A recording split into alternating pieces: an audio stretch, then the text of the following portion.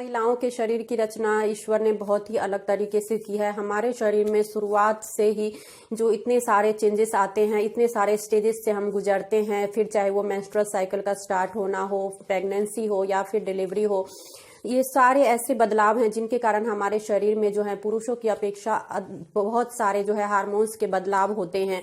कई बार हमें पता ही नहीं चलता है कि जो हमारे पीरियड्स हैं वो नॉर्मल हैं या नहीं हैं। अगर पीरियड्स इरेगुलर हैं, कम आ रहे हैं, तो उसका क्या उपाय हम कर सकते हैं, किस तरह से हम अपने पीरियड्स को नॉर्मल कर सकते हैं। Hello friends, welcome to women zone channel. और आज के इस वीडियो में मैं इसी टॉपिक पे डिस्कस करूंगी कि क्या हमारे पीरियड्स नॉर्मल हैं, अगर नॉर्मल नहीं है तो उसके लिए हम क्या उपाय कर सकते हैं जिससे जो है हमारे पीरियड्स नॉर्मल रहे, रेगुलर रहे। ये नॉर्मल पीरियड्स रहना, रेगुलर पीरियड्स रहना बहुत ही ज़रूरी है। अगर हमारे पीरियड्स इरेगुलर होते हैं, मेंस्ट्रुअल साइकिल जो है गड़बड़ा जाता है, अगर पीरियड्स कम आते हैं तो इसकी वजह से जो है हमें बहुत सारी बीमारियों का जो है सामना करना पड़ सकता है। अगर मातृत्व का सुख अगर हम पाना चाहते हैं तो उसमें बहुत सारी प्रॉब्लम्स हो सकती है। तो चलिए डिस्कस करते हैं। उससे पहले ये जानना बहुत ज़्यादा ज़रूरी है कि हम एक नॉर्मल पीरियड्स किसे कहते हैं, कैसे हमें पता चलेगा कि नॉर्मल पीरियड्स होता क्या है और क्या जो है उसका मापदंड होना चाहिए जिससे हमें पता चलेगा कि हमारे पीरियड्स जो नॉर्मल हैं। तो बिना किसी देरी के चलिए वीडियो को स्टार्ट करते हैं। तो पहली जो बात है, इसमें सबसे पहले हमें ये जानना होगा कि हमारे पीरियड्स नॉर्मल हैं या नहीं है। नॉर्मल पीरियड्स की जो है क्या पहचान है। तो सबसे पहले जिस भी महीने को जो है आपका पीरियड्स आता है, जो फर्स्ट डे होता है ब्लीडिंग स्टार्ट होने का, जिस दिन जो है ब्लीडिंग स्टार्ट हुआ है, उस दिन से जो नेक्स्ट मंथ का जो दिन है जब से आपका ब्लीडिंग स्टार्ट होना है, तो ये जो बीच का गैप है उस गैप को मेंस्ट्रुअल साइकिल कहा गया है। और ये जो गैप है वो 28 से 32 दिन का होना चाहिए। कम से कम 28 दिन, अगर आपके टाइम पे बिल्कुल मेंस आ जाते हैं तो वो 28 दिन का गैप होना चाहिए। और उससे ज़्यादा से ज़्यादा अगर डिले हो तो 32 डेज का हम गैप लेके चलते हैं। उससे कम या उससे ज़्यादा होने पे हम ये कह सकते हैं कि पीरियड्स नॉर्मल नहीं है। तो दूसरी बात यहाँ पे ध्यान रखने की ये है कि जो ब्लीडिंग है वो कम से कम 3 दिन होना चाहिए और ज़्यादा से ज़्यादा 7 दिन होना चाहिए। इसमें एक बात यहाँ पे ध्यान देने की ये भी होती है कि जो ब्लीडिंग है वो 3 डेज अगर हैं तो जो उसमें फर्स्ट डे अगर स्पॉट्स दिख रहा है, नेक्स्ट डे ब्लीडिंग खुल के आया है, उससे अगले दिन फिर से ब्लीडिंग में जो है स्पॉट्स दिखने लगे हैं, कम आ रहे हैं, तो ये 3 डेज कैलकुलेट नहीं होगा, सिर्फ 1 डे कैलकुलेट होगा जिस दिन जो है ब्लड बिल्कुल खुल के आया है, बिल्कुल क्लियर ब्लड आया है। स्पॉट्स जो आते हैं उस डे को आपने इंक्लूड नहीं करना है। ये नॉर्मल पीरियड्स की जो है पहली पहचान हो गई। दूसरी बात यहाँ पे ये भी ध्यान रखने की है कि जो पीरियड्स हैं, जो भी पैड्स आप यूज करते हैं तो वो पैड्स जो है बिल्कुल फुल ऑफ ब्लड होना चाहिए।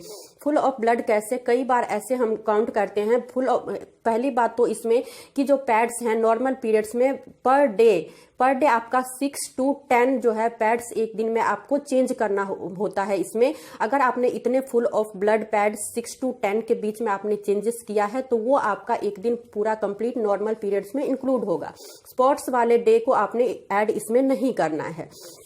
तीसरी बात इसमें क्या है कि अगर आपको पहली बार पीरियड्स आए हैं, जो 12, 13, 14 के स्टेज में जो पहली बार पीरियड्स आते हैं वो स्टेज है आपका सेकंड। इसमें अगर आप जो है लैक्टेटिंग फेज में है, आप जो है प्रेग्नेंट, आपकी डिलीवरी हुई है, आप बच्चे को दूध पिला रही हैं। थर्ड इसमें 45 to 55 के एज में है आप, तो अगर आपके ब्लीडिंग जो पीरियड्स जो है इरेगुलर हैं, कम या ज़्यादा हैं, तो वो नॉर्मल इंक्लूड होगा, ना कि इरेगुलर माना जाएगा या कम माना जाएगा।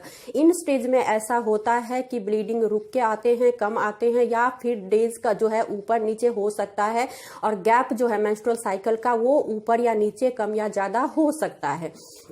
तीसरी बात यहाँ पे ध्यान देने की ये है कि जो पीरियड्स का जो डेट है वो मेंस्ट्रुअल साइकिल के अंदर होना चाहिए, प्लस जो 3 डेज है और 7 डे के गैप में होना चाहिए। कम से कम 3 डेज होना चाहिए मेंस, और ज्यादा से ज्यादा 7 डेज का हम जो है नॉर्मल कैलकुलेशन लेके। इसके अलावा जो चौथी बात है आपको ध्यान देना है कि अगर आपको थायराइड की शिकायत है, या फिर पीसीओडी है, या फिर जो है आपने अचानक से वेट बहुत ज़्यादा गेन किया है, बहुत ज़्यादा आपका वेट गेन हुआ है, या बहुत ज़्यादा कम हुआ है, तो इन सारे स्टेजेस में भी पीरियड्स जो है कम आते हैं, इरेगुलर पीरियड्स होते हैं। तो उस स्टेज में भी आपको जो है गायनेकोलॉजिस्ट से कंसल्ट करना चाहिए।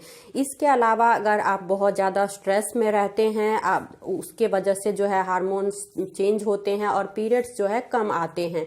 इसके साथ ही अगर प्रेगनेंसी रोकने के लिए कोई पिल्स ले रही हैं, कोई भी कॉन्ट्रासेप्टिव आपने डिवाइस अपने बॉडी में इंसर्ट करवाया है, तो उसके वजह से भी पीरियड कम आते हैं, ब्लीडिंग कम होते हैं।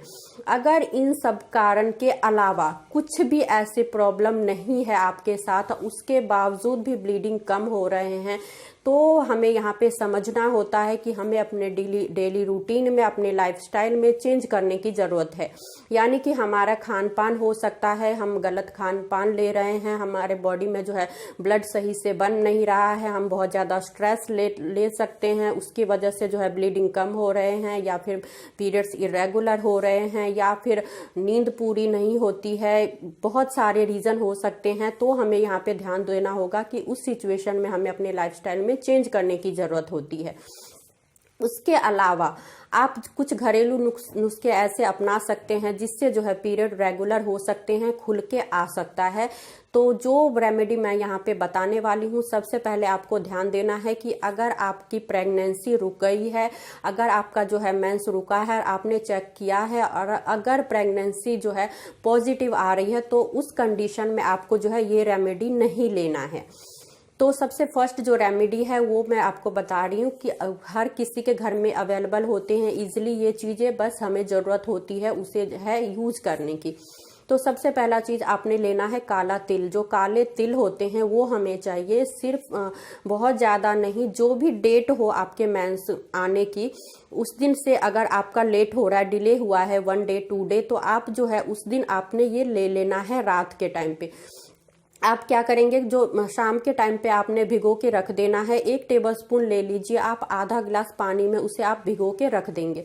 सुबह मॉर्निंग में जब आप उठते हैं, पूरी रात भिगोने के बाद सुबह मॉर्निंग में आपने ये खाली पेट ये तिल ले लेना है। जिस पानी में आपने भिगोया था वो पानी आप खाली पेट पी लीजिए। उसके बाद जो तिल है उसमें काले तिल हमने जो भिगो के रखा था उसे भी चबा चबा के खा लेना है। इससे आप देखेंगे कि विदिन 24 आवर 24 घंटे के अंदर जो है मेंस आ जाते हैं और ब्लीडिंग सही रहती है। और आपने ये कुछ दिन कंटिन्यू रखना है। एक बार आपने ले लिया, मेंस आपके आ गए, उसके बाद नेक्स्ट मंथ भी आपने यही करना है। 1 दिन पहले 2 दिन पहले आपने ये ले लेना है। 3 महीने ये रेगुलर करने से इस तरह से जो है पीरियड्स रेगुलर हो जाते हैं। दूसरी जो रेमेडी मैं आपको बताऊंगी वो भी इजीली अवेलेबल हो जाते हैं और बहुत ही इफेक्टिव रेमेडी है। इस रेमेडी को भी आपने, अगर आपकी प्रेगनेंसी पॉजिटिव आई है तो आपने यूज नहीं करना है। दूसरी रेमेडी क्या है, आपको चाहिए यहाँ मेथी का दाना लेना है आपको, साथ ही आपको चाहिए गाजर के बीज और मूली के बीज। अगर आपके आसपास पंसारी की दुकान है तो उन शॉप पे जो है ये गाजर के बीज और मूली के बीज मिल जाएंगे। अगर नहीं तो ये ऑनलाइन भी आप अमेजोन से आप ऑर्डर कर सकते हैं, वहां पे इजीली अवेलेबल होता है। तो आपको ये तीनों चीजें इक्वल क्वांटिटी में ले लेना है। आपको चाहिए मेथी का दाना, गाजर के बीज और मूली के बीज। इन तीनों जैसे 1-1 टेबलस्पून आपने ले लिया और इन तीनों को जो है पाउडर बना लेना है। पाउडर इक्वल क्वांटिटी में पाउडर बना के आपने 1 टेबलस्पून ले लेना है। आप कुछ दिन इसे रेगुलर रखिए। मॉर्निंग में आपने खाली पेट ये लेना है। कुछ दिन आप इसे यूज करके देखिए और आप देखेंगे कि आपके जो है मेंस रेगुलर हो रहे हैं, ब्लीडिंग सही आ रही है। और 3 डेज और 7 डेज का आप जो है कैलकुलेशन लेके चलिएगा कि कम से कम 3 दिन और ज्यादा से ज्यादा 7 दिन जो है पीरियड्स आने चाहिए। और इस जो रेमेडी से है पीरियड्स रेगुलर हो जाते हैं। ये बिल्कुल आजमाए हुए नुस्खे हैं और वो ही मैं आपके साथ शेयर कर रही हूँ, बहुत ही इफेक्टिव है। साथ ही इसे यूज करते टाइम आपने ध्यान देना है कि अगर आपकी प्रेगनेंसी पॉजिटिव आई है तो आपने ये रेमेडी नहीं लेना है। तो उम्मीद करती हूँ कि वीडियो आपके लिए हेल्पफुल रही हो और अगर वीडियो पसंद आए तो वीडियो को लाइक करना बिल्कुल भी मत भूलिएगा। साथ ही चैनल को सब्सक्राइब कर लीजिएगा। इसी तरह की इन्फॉर्मेटिव वीडियो मैं आपसे रिलेटेड, बेबी से रिलेटेड वीडियो मैं लेकर आती रहती हूँ। तो मिलती हूँ अपने नेक्स्ट वीडियो में, तब तक अपना ध्यान रखिएगा। Thanks for watching.